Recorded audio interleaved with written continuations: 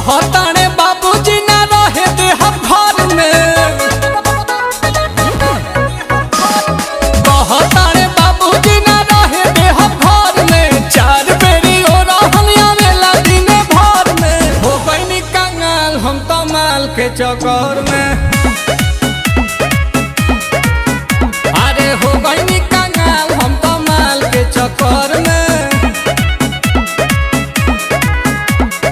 पढ़े के बेरा तो जाके घुमनी रहर में, गिर गइल बानी अब ओकर नजर में। हो गइनी कंगाल हम तो माल के चक्कर में।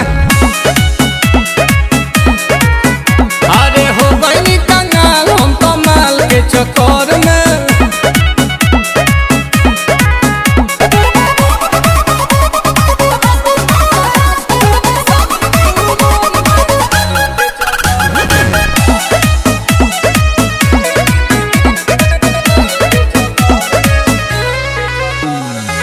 वो करेला पाप कोई पाकिट मरनी बाप के, गाली पछाप अभिले बाउन के थाप के।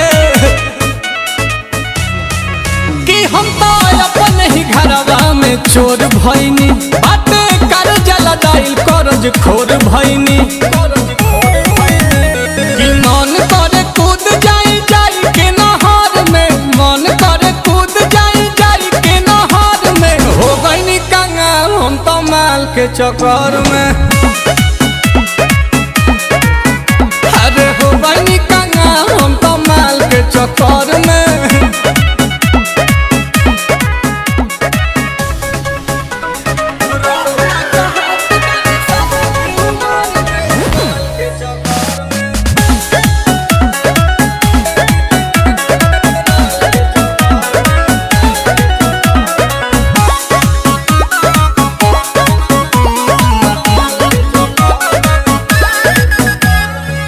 आंसू प्रियांशु के बिगाड़े में बहात हो, बरतावे खीस प्रिंस दे लेना साथ हो।